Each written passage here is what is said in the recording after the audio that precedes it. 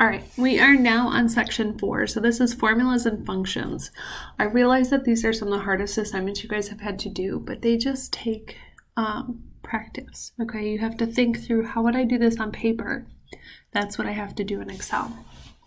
If I was able to go around and do check-ins with you, this would be easier to wrap your head around, but unfortunately that's a no-go at this time, so I'm going to demonstrate the best I can here, okay?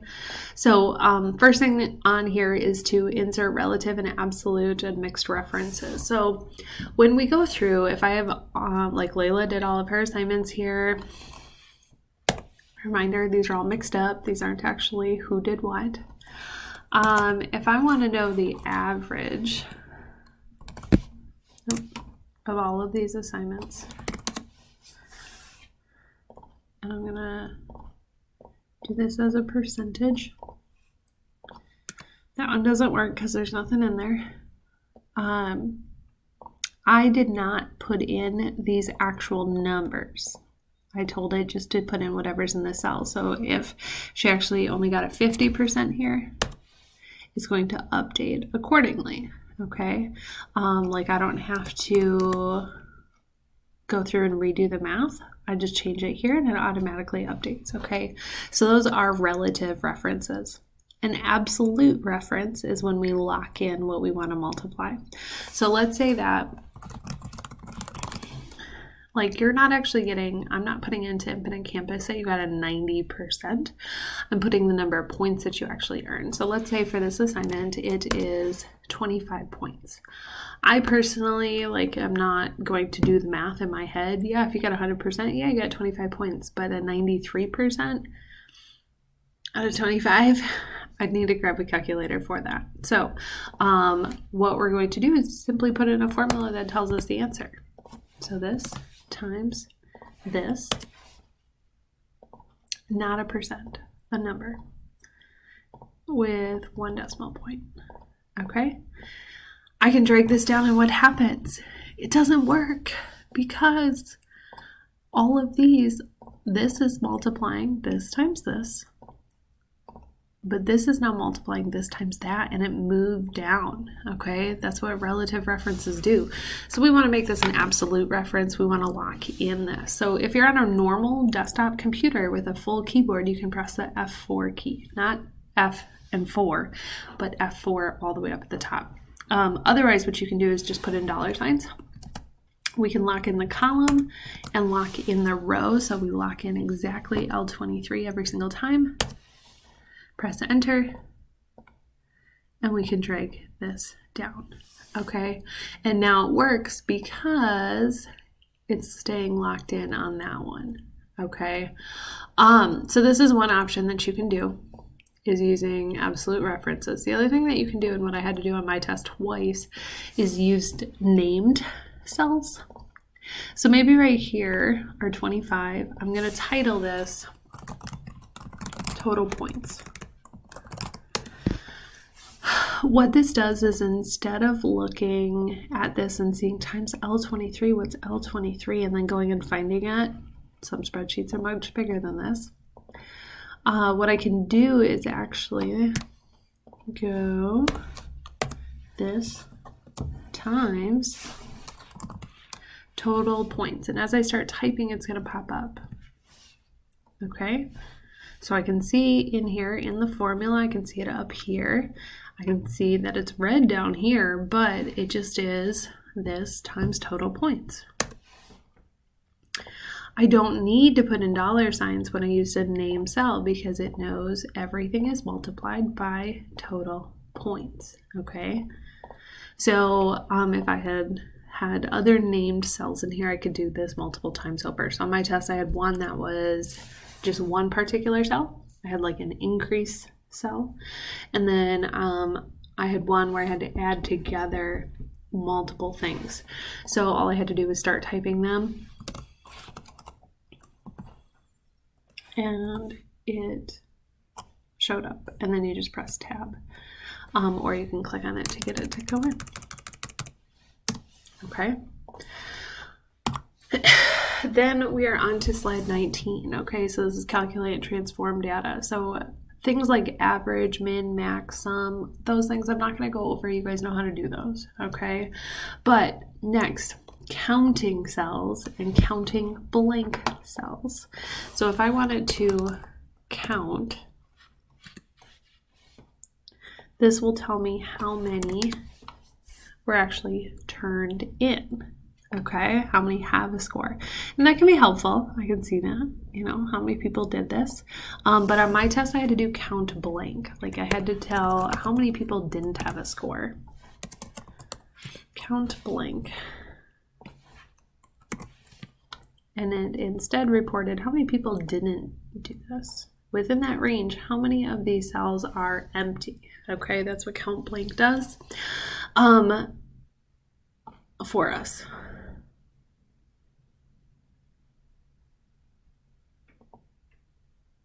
Then we have the if function. I promise ifs aren't bad. You just have to think, if this was on paper, how would I do this? Okay. So let's say I want a formula that reports back how well people did, okay? And I want a formula that's going to say anybody who got a 95 or better gets an excellent.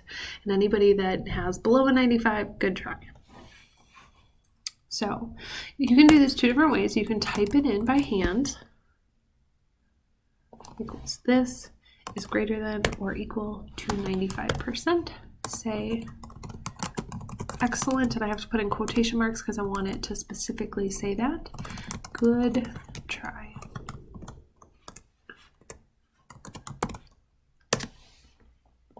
And because this one was only at a 90%, I got a good try. And we had some people get excellence in here. So this works. The other thing that works is if you insert function, tell it that we want an if, the logical test. If this one is greater than or equal to 95%. If it's true, what should it do?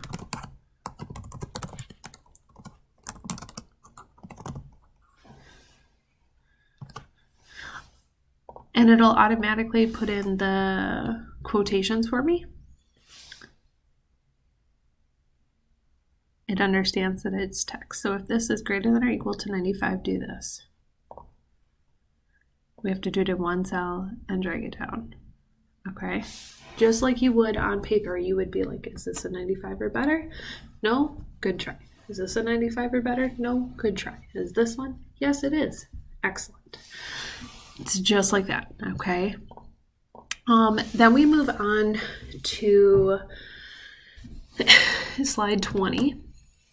Right, left, and mid functions. Okay, so this is the first thing that I want to show you in here. So this pulls information. So what I had to do on my test was there were insurance codes, and I had to pull the first two letters of each insurance code to get like its little abbreviation. And that's what showed up like on the form. So I had to put in equals left of this cell. Oh, equals left in how many? 2 characters. All right, now this doesn't really make sense. Okay, the way that we have it. But maybe I want to pull your guys' usernames. So I could say equals right. And I'm going to pull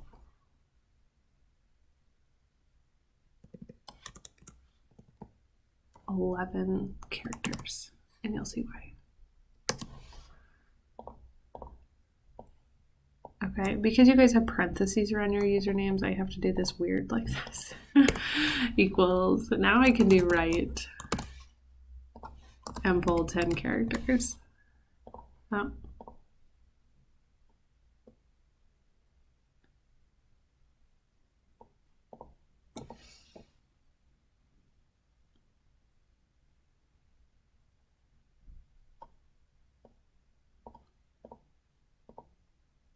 Did I pull enough? I don't know. Yeah. Oh, because I'm sorry. I meant... No, I do all right.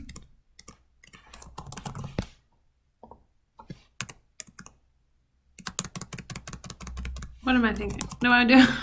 One left. Oh my goodness. And I want 10 characters. There we go. Okay. So, right and left, that's all it does is like you tell it, hey, start on the right side, the left side, and how many characters do I want it to pull. Okay.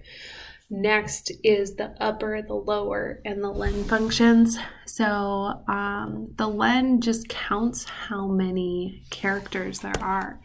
So if I do len, which I have not seen on a test, but that doesn't mean you couldn't have it. I don't think it's on test out either. I very much doubt it. But all of these should be 10 because all your usernames are 10 characters. With the exception of a couple people whose names are real short. Upper and lower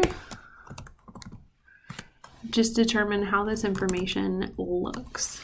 Like, do we want it in all caps? Do we want it all lowercase? Okay.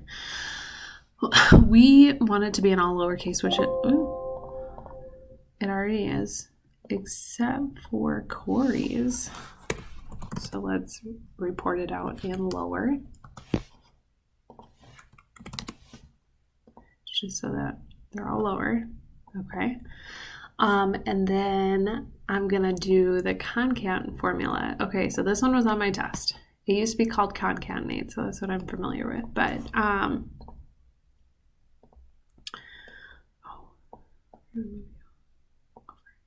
okay. So what this does is it helps you combine text. So if I say that I want to use this formula, I want it to combine whatever is in here with some text that turns this into an email. So, which is what I had to do on my test. cfsd.org, quotations, close it. Believe me, the school does not sit there and hand make all your emails. Like the school district has nearly 7,000 students in it. Don't do it by hand. We have formulas that automatically do this. So when they put in your first and last name, it generates your username, which generates your email. So that's how those are assembled. Okay, it's using a formula that does this. Okay, so this email one is one that you should be prepared to do. So it's the cell, comma, in quotation marks, the information. If you use the insert function and just type it in here, it'll automatically do the quotes and everything for you as well. Okay, so this even shows exactly how it's going to work. Okay, so you can test that and make sure if you're more comfortable using that insert function. Okay, so that's all we have for section 4.